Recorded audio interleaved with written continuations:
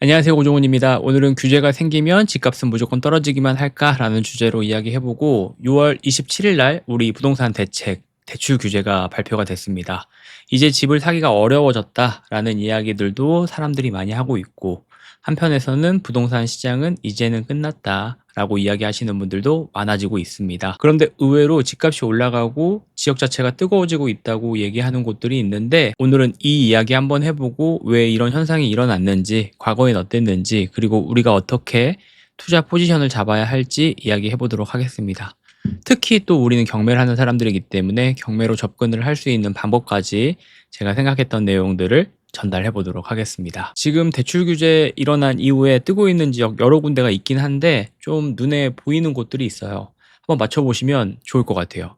첫 번째는 서울 바로 옆에 있고 새 아파트가 많고 지하철역도 가깝고 이 이야기만 듣고도 거기 아닐까라고 생각하시는 분들이 있으신데 맞습니다. 바로 광명이에요. 광명 지역이 지금 아파트 값이 많이 올라가고 있다고 하는데 한번 살펴보도록 할게요. 과거에도 이런 일들은 있었습니다. 이번뿐만이 아니에요. 2017년도에는 파리 대책이 있었죠. 강남 규제를 했더니 옆에 있는 성남, 하남 상승을 했고 2020년도에는 이거 유명한 대책이죠. 6.17 대책이 발생을 했고 수도권을 규제하기 시작을 했습니다. 그랬더니 김포, 파주, 인천 일부 지역이 상승을 같이 했습니다.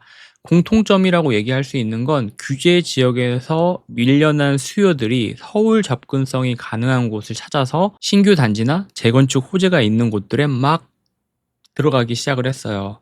그러다 보니까 가격 경쟁력이 생겼고 가격이 막 올라가는 풍선 효과라고 우리는 사람들이 얘기하는 그런 현상들을 직접 마주하게 됐었죠. 규제는 저는 시장을 얼리는 게 아니라 수요를 다른 곳으로 분산을 시킨다고 생각을 해요. 그러면 현재 시장을 한번 살펴보도록 하겠습니다. 우리 광명 얘기했기 때문에 광명 한번 지역 살펴볼게요. 6.27 대책 영향이 서울 대부분을 규제를 했고 대출이 어려워진 상황 속에서 상대적으로 규제가 약한 광명으로 수요가 이동이 됐습니다. 가격에 대한 흐름도 좀 살펴보면 좋을 것 같은데 8주 연속 상승을 했고 일부 단지는 역대 최고가 거래가 진행이 됐어요.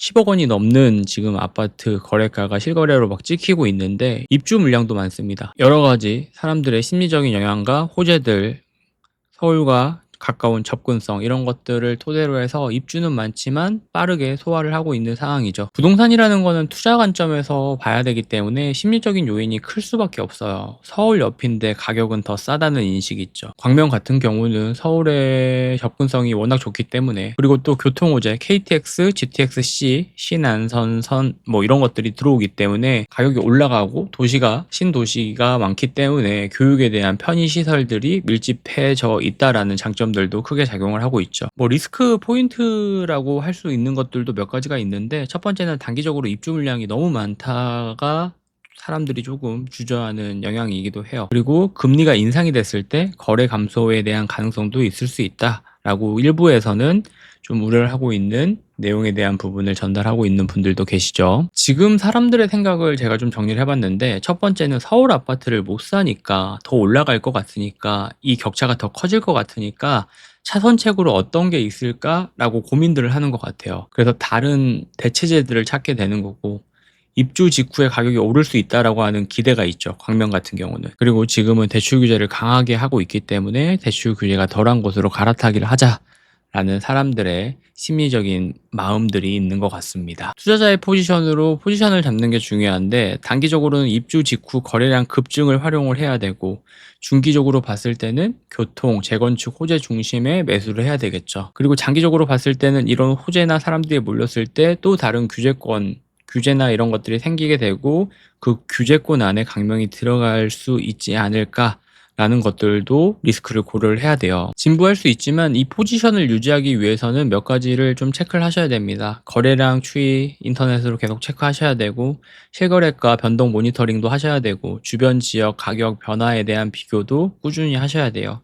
많은 분들이 오해를 하고 계신 게 집을 사면 끝나는 게 아니라 집을 사고 나서도 이런 것들을 계속 지속적으로 하고 계셔야 내가 갈아타기를 하든 내가 다른 사람한테 비싸게 팔든 이런 것들을 할 수 있어요.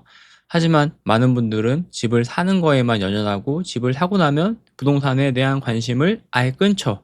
그리고 공부도 아예 안 하시는 분들도 많고. 하지만 저도 경매를 하다 보면 물건이 많아지고 그런 것들을 관리를 하다 보면 관리라는 영역 속에 이런 부동산 체크도 반드시 들어갑니다. 그래서 내가 가지고 있는 부동산을 가지고 있다라고 하는 것들에 의해서만 끝내는 게 아니라 내가 지금 가지고 있는 부동산의 가격이 어떻게 변동을 하고 있는지, 사려고 하는 사람들은 많은지, 전세가가 변동이 있는지, 월세는 지금 얼마를 받을 수 있는지, 매매를 한다 그러면 내가 샀던 가격에 비해서 얼마나 더 비싸게 팔 수 있을지, 그리고 사려고 하는 사람들은 많은지, 이런 것들을 꾸준하게 체크를 좀 하셔야 돼요. 자, 경매 관점에서 이 현상을 어떻게 바라보면 좋을까라고 생각을 많이 하시고 관심을 가지시고 저 역시도 궁금한 부분들이 많기 때문에 매번 정리를 하는데, 매번 그래왔던 것 같아요. 규제기 때는 경매가 빛을 낼 수밖에 없어요. 매수 심리가 위축이 되면 급매나 경매나 매물이 증가를 하게 되고, 물건이 많아지면 사려고 하는 사람의 입장에서는 좋은 거죠. 물건이 많아지면 내가 선택할 수 있는 영역들이 많아지고, 경쟁자들도 이 물건들을 지금 사려고 하지 않기 때문에 물건이 많아지고 물건을 사려고 하는 사람들이 적다? 경매 같은 경우에서는 장점이라고 얘기할 수 있습니다. 왜 장점이라고 얘기할 수 있을까요? 물건을 사려고 하는 사람들, 경쟁자들이 적어지는 거기 때문에 물건을 싸게 살 수 있겠죠. 싸게 사면 경매에서는 좋은 거기 때문에 물건을 싸게 살 수 있다라고 하면 하락기나 규제가 생겼을 때 이때가 기회라고 얘기하시는 분들이 많은 이유가 그겁니다. 과거 제가 아까 말씀드렸던 큰 규제나 이런 것들이 발생을 하고 나서 의외로 평소에는 싸게 받지 못하는 물건들을 싸게 받았던 경우들이 정말 많아요. 이건 매번 얘기 드리는 거지만 제 뇌피셜이 아니라 낙찰가라는 게 있고 그때 실거래가라는 게 있잖아요. 그리고 대부분의 경매 투자자들은 그 위기를 기회로 바꾸고 그 순간들을 조금 기다렸다가 가격에 대한 부분들이 완화가 되고 규제가 완화가 되고 그리고 가격에 대한 부분이 안정을 취한다라고 하게 됐을 때 비싸게 파는 경우들이 대부분이었거든요.